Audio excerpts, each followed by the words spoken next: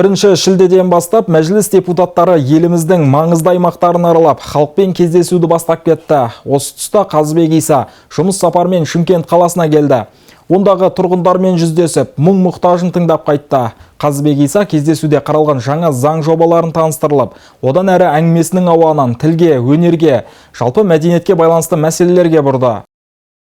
Алғашқы жиын Шымкент қаласының мәдениет тілдерді дамыту және архивтер басқармасына қарасты Абай атындағы қалалық орталықтандырылған кітапханасында өтті. Кітапхана ұжымы және оқырмандармен кездесу барысында Қазыбек Жарылқасынұлы Ұлытау облысынан басталған жұмыс сапары мен Алтын Орданың негізін қалаған Жошы ханның тарихтағы рөлін айтып өтті. Сондай-ақ оңтүстік өңірі мен Шымкент қаласының бай рухани және тарихи мәдени мұрасын, салт дәстүрлерін тілге тиек етіп, президенттің тың бастамалары негізінде атқарылып жатқан бірқатар жұмыстарға тоқталды. Жиында кітапхана қызметкерлері мәжіліс депутатына мәселелерін жеткізді. Олар жалақысының аздығын және еңбек демалысын 30 күннен 45 күнге көбейтуді жеткізді. Қазыбек Исаның кітапханада атты жинағы кітапхана қызметкерлерінің бойтұмарын айналғандығын да ұжым атап өтті. Ақын, депутат, Ақ Жол партиясының төраға орынбасары Қазыбек Иса, ол әсіресе мынау қалам тартпаған, мәселе көтермеген тақырыптары жоқ. Соның ішінде аналар тақырыбына да, алаштықтардың да еңбегін ұмытпау керек екен, тіл мәселесі туралы да, сондай жан жақтамай түрлі тақырыптарға қалам тербеген мемлекет қайраткері. Енді бүгін кітапханашылармен және көпшілік оқырмандармен кездесуге кітапханаға келіп отырғаны қуантады. Әсіресе ақындар өз кітапханаға жақын, ол кісінің шығармаларын, өлеңдерін қарапайым халыққа жақын, сондықтан оны оқырмандар жақсы көреді ақын ретінде. Енді кітапханашыларға қалам тербеген ақын жазушылар көп. Соның бірі Қазыбек Исаның кітапханада деген өлеңі өзі кітапханашыларға өте жақын. Кітапханашыларға қойылған ескерткіш деп те қабылдаймыз. Қазақстан Республикасы парламенті мәжілісінің депутаты Қазыбек Жарылқасынұлы Шымкент қаласындағы Достық үйі ғимаратының конференц залында Шымкент және Түркістан облысындағы ұлт зиялылары мен әдебиет, мәдениет, өнер қайраткерлері мен ұлттық идеология тақырыбында кездесу өткізді. Басқосуда Қазыбек Иса парламент мәжілісі мінберінде көтеріп жүрген мәселелерге, депутаттық сауалдарға, жүзеге асқан жобаларға және атқарылып жатқан жұмыстарға тоқтап өтті. Жиналған көпшілік бірқатар мәселелерді айтып, ұсыныстарын жеткізді. Қазақстан Республикасының еңбек сіңірген әртісі Өтемісұлы Сапарбай театрларды дамыту керектігін сөзге тиек етіп, әртістердің жалақыларын көтеру қажеттілігін айтты. Сондай-ақ жиналғандар мәдениет институты жабылғандығы туралы сөз қозғап, оны қалпына келтіру қажеттігін жеткізді. Жазушы Захрадин Қыстаубай ұлттық идеология тақырыбы бойынша сараптама жұмысын бастағанын айтты. Алдағы уақытта бұл зерттеу көпшілікке ұсынылмақ. Ал тіл жанашыры Қабыл Дүйсенбі сот процесінде судьяларды мемлекеттік тілді білуін міндеттеу қажеттігі туралы мәселесін көтерді. Қазыбек Жарылқасынұлы басқосуда айтылған ұсыныстарды тыңдап, парламенттегі мәжіліс отырысында талқылайтындығын жеткізді. Біздің тәуелсіздігімізге қазір 30 жыл болды. 30 жыл болған кезде өзге ұлт өкілінің біз неге қазақ тілін үйренуіміз керек деген сөзі біздің тәуелсіздігіміздің 30 жылы босқа өткенін көрсетеді. Босқа. Қайран 30 жыл. Ал 30 жылда ол қазақ тілінде сөйлеп тұрды. Мен депутат сауал жасап тұрған 2022-де білесіздер, үлкен шу болды, қатты кетті, челлендж жасалды бар, недер масқара. Егофта петиция жасалды, 500 мыңнан асып кетті. Яғни 500 мыңның жарты миллионнан асып кетті. Ал қазағының сайтында қазір тұр. Кезіндегі Әбдіжәміл Пейішев, жаңағы Қабдеш Жұмаділов, Өмірзақ Айтбаев бастаған, Төрегелді Шарманов бастаған, 125 адам бастаған, қазір 130 мыңнан асып кетті. 2 айда 130 мың адам. Мемлекеттік туралы заң қабылдау керек, Конституцияның 7 баптың 2 тармағын алып тастау керек. Өйткені кедергі болып жатқан сол болып тұрған. Енді мысалы сол депутат сауал жасағанда айттым.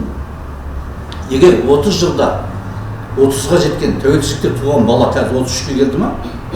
30-ға келген бала тәуелсіз Қазақстанда туып қазақ тілін білмесе, ол қандай тәуелсіздіктен өскен? Ол қай елден алғанымыз сонда біз тәуелсіздік? Керісінше ол басқа тілді білмеу керек қой. Жаңағы сіз айтқандай орыс тілін білмеу керек. Өзбекстанда орыс тілін білмейді ешкім. Әзербайжанда білмейді. Ағылшын тілін біледі оның орнына. Бүкіл халықаралық тіл. Міне көрдіңіздер ме? Біздің жаңағы алдымен экономика, саясат кейін деді. Экономикамыздың жетісіп тұрғанында келген 30 жылда кеше қаңтарда көрдік қой. Дүкенде қалған жалғыз тәпішке. Міне экономикамыз біздің осы. Дүкенді ұрлап тастап кеткен. Тәпішкесін тастап жылы киімді қаңтарда жасалған. Яғни көріп отқандай бұл мемлекеттік тіл туралы заң. Мен үнемі айтатын сөзім бар. Мемлекеттік тілді міндеттеу ол мемлекеттің міндеті. Ол сіздің, менің, немесе Ораза Бейсенбай-Тегінің, Жұлдыз Айқорттың Өскемендегі Павлодардағы солардың міндеті емес, ол мемлекеттік міндет. Мемлекет жасамағасын олар шығып жүр. Олар шығып. Мысалы, біз 2020 жылы енгізіп қойғанбыз заңға. Көп шу деде болады. Мейрамхана, кафелерде, бараттар даяшыға, мынау неге қазақша жазылмаған дейді, содан шу басталады. Бұл үйдің өзінің басында да ол. Осы жақындағыны Астанада Хилтон деген қонақ ресторанында осы біздің осы жерде Әлімхан Әбжан барған екен, сонымен бірге отырмыз, екеуміз шай ішіп жаңағы жерде. Сөйтіп қарасақ, жаңағы мәзін орысша және ағылшынша жазылған, қазақ тілінде жоқ. Шақырып алдым, келген қазақ қыз. Қазақ қыз маған орысша сөйлейді. Алдымен мынаның қазақшасын әкелді. Қазақшасы жоқ дейді. Қазақшасы болу керек. 2022 жылы 1 қаңтардан бастап президент қолдаған заң. Біз ол заңды біз енгізгенбіз деді. Ода не деп жазылған? Ода мейрамханада, кафелерде, барлық жерде ең алдымен мемлекеттік тілде жазылу міндетті. Қажет болса орыс тілде демеген, өзге тілде. Көрдіңіз, орыс тілдің аты да жоқ жерде. Ал көрдіңіздер ме? Ал ол жерде ең басты заң не осы? Не жоқ, қазақ тілі жоқ. Біз депутат жолда айттым мен. Әлемде жалғыз ел дедім. Конституцияның бірінші бабын, бірінші тармағын орындамай, екінші тармағын орындайды. 7-ші бап деді. Бірінші тармақ тұр ғой мемлекеттік тілде. Бұны көрдіңіздер ме? Мысалы сол жаңағы кәсіп айтпайсыз ба? Кореяда корей тілін білмейтін азамат бар ма? Мысалы Ресейде жаңағы заңды біз енгіздік азаматтық алу үшін. Ал Ресейде азаматтық алу үшін ғана емес, жай жұмысқа барады ғой, өзбек, қырғыз, тәжіктер. Сонда мемлекеттік тілден емтихан тапсырады. Әйтпесе аула сыпырушысы да бола алмайсыз. Мемлекеттік тілдің міндеті осы. Мемлекеттік тілді үйрету біздің міндетіміз. Егер біз өзге ұлтқа соның тілінде сөйлеп жауап қайтарсақ, одан кейін талап етуге хақымыз жоқ, біз қазақ тілін неге үйренбейсің? Жаңағыдай жауап береді, сізге жауап бергендей. Былтыр қыста келгенде айтқандарыңыздай. Қалай мен үйренемін қазақ тілін, сіздер орысша сөйлейсіздер ғой бәріңізде. Сіздерге керек емес тіл маған керек пе деген сөз ғой? Иә. Ол үшін ол қазақтың өзіне де байланысты барлығы. Ол мен кейде қорқам, мейлі мемлекеттік тіл туралы заң қабылдайды, сонда да осы күй болады осы халықта. Себебі неде? Себебі кімнің тілінде сөйлейді? Әлсіз адам мықты адамның тілінде сөйлейді, құл қожайынның тілінде сөйлейді. Біз тәуелсіздік алғанымызға құлдықтан босағанымызға 33 жыл болса да, әлі құл екенімізді ұмытпай келатық. Өткенде мен не қойдым? Анау менің атын ұмытып қалдым, құлдықтан босатуымыз, күрескен әйел, негр әйел. Соның сөзі бар. Менің ең қиыны мен үшін дейді, құлдықтан босап не алды бәріне? Құлға дейді, сен құл емессің дегенде ұғындыру болды. Біз 33 жыл болды айқайлап жүргенімізге. Әй, біз құл емеспіз, қожайын тілінде сөйлейтін. Өз тіліміз бар, қазақ тілі. Біз қожайын, өзіміз қожайынбыз, қазақ тілді. Өйткені мен қорқатын себебім, ал мейлі. Мен сол кезде айттым ғой, жаңағы. Мынау 70 жыл егізгіде болдық. Мен тәуелсіз қалдық 30 жыл. Егер мықтының тілінде сөйлейік десе, бұл қазаққа келмейді да. Ал мысалы, өткенде сол қыста келген кезде мені алып жүрген кәсіпкер жігіт, депутат жігіт, көлігімен алып жүр, қасында жүргізуші, орыс. Сол жерде мен айттым ғой, одан кейін қызық болды, мен сізге айтайын, сол көп жерде. Осы сөзді айттым сол жерде. Мынау бізде сондай дедім, ұлттық намыс жоқ. Себебі әлсіз күштің тілінде сөйлейтін болса, бағынышты бастықтың тілінде сөйлейтін болса, қазақта ондай емес. Мысалы, мынау Шардағада менің ауылым. Кезінде біз өзбектерді мақтатеміз қой шақырып. Сонда өзбек ол жерде бағынышты ғой енді. Шербегі мақтан терек, кешке келіп, ана тойын білдесе болса, нені жинайды жаңағы. Отса бір жерінде бір времянкіде жатады. Ал сонда жаңағы қазақтар олмен қай тілде сөйлесу? Негізі қай тілде сөйлесу керек? Қожайын тілінде сөйлесу керек қой, қазақ тілінде. Керісінше, анау жаңағы құп деген тілінде сөйлеседі, өзбекше. Біздің қазақтар. Бұны көрдің ба? Одан кейін айтты, мысалы жүргізуші бар дедім, басшының. Негізі сол ана жүргізуші басшының тілінде сөйлеу керек қой. Бізде керісінше басшы жүргізушінің тілінде сөйлейді. Шыға сатты, басшы жүргізушіне қазақша сөйлеп отырады. Бірден күліп жібердім, санарына барған екен ғой. Сөз бар ғой, бақыт деген не дейді? Бақыт деген таңертең жұмысқа шығу, кешке жұмыстан кейін үйге алу. Сондай адам бақытты. Ал жаңағы бала, әкем жұмыстан үйге келмей-ақ қойсын деп отыру деген, ол қасірет. Көріңіздер, сондайларға тыйым салу үшін жасалады. Ода онда ешнәрсе жоқ, алып кетеді, неғып кетеді. Енді Ерлі-Зайыппен екеуі ерегісіп қалғанда, ол әйелдің көзіне байланысты көбінесе. Ол мысалы төбелесіп қалды, орыстың тіліңнен таптың дейді. Қайсыдан болса да әйтеуір бір жағынан болады ғой.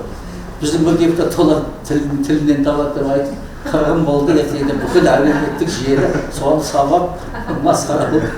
Сол сияқты. Оның да жаны бар ғой? Иә, жаны бар дұрыс айтасың. Енді сондай болған жағдайда ол арызды береді де әйел ғой. Әйел арыз берсе, келеді, жаңағы 800 мың ба, миллион ба не салады. Ол ақша кімнің қалтасынан шығады, ол отбасыдан шығады ғой. Ол әйелдің де өзінде де барып басады.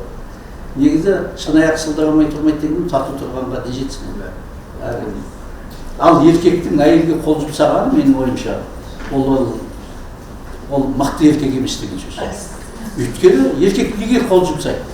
Айтқанын істете алмайды. Қасқабағымен қол. Мен мысалы қазір қанша жыл болды?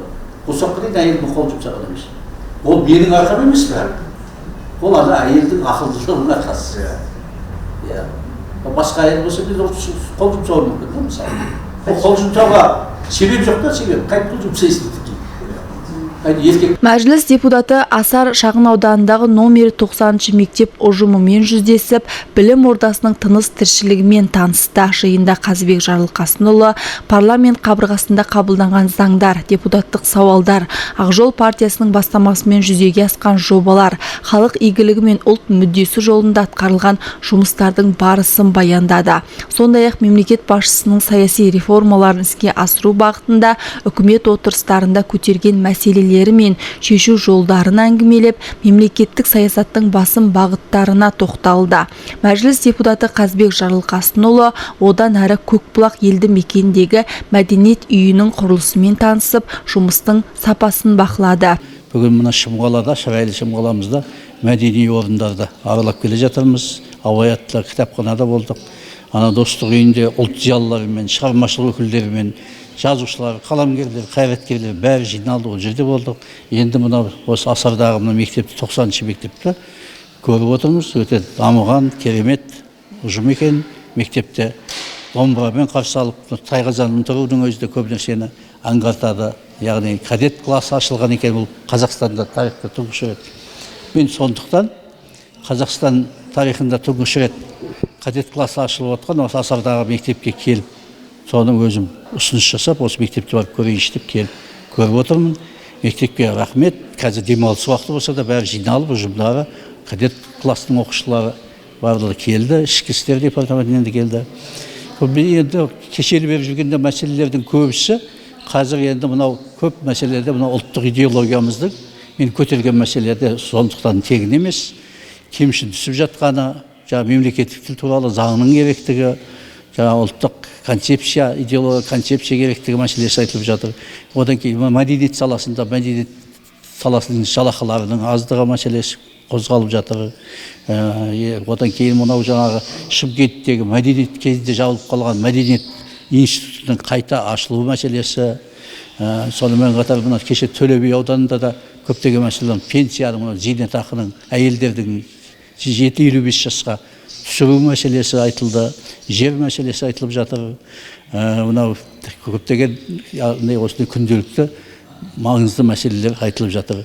Менің бір қатты риза болғаным ол, мысалы, оңтүстік өлкесінде қазір мемлекеттік тілдің проблемасы жоқ, барлығы қазақша, бірақ бұлар жандары күйіп осы мәселені қозғайды барлық жерде. Ол нені білдіреді? Ол біздің азаматтарымыздың жеке жергілікті жер мәселемен ғана шектеліп қалмай, ұлттық мүддені қорғау тұрғысында мемлекеттік тұрғыда ойлайтындығын және соған алаңдайтынын білдіреді. Яғни олардың көптеген сұрақтарына жауап беріп жатырмыз. Қазір барлығы да жаңағы нені қолдап жатыр. Біздің жаңағы заңсыз активтерді қайтару мәселесін қозғағанбыз. Барлығы қуануда кеше өткендегі азаматтық алу үшін мемлекеттік тілде емтихан тапсыратын заңның, одан кейін үкіметтегі тіл комиссиясының құрылғанына барлығы да қуанып, қолдау білдіріп жатыр. Мына Шымкент қаласында да көптеген өзгерістер болып жатыр екен, дамып жатыр. Яғни біз соған көзіміз жеткізіп жатырмыз. Гүлназ Асан, Ғалымжан Ерназаров, Дулат Ергешбай, Айғақ телеарнасының жаңалықтар қызметі.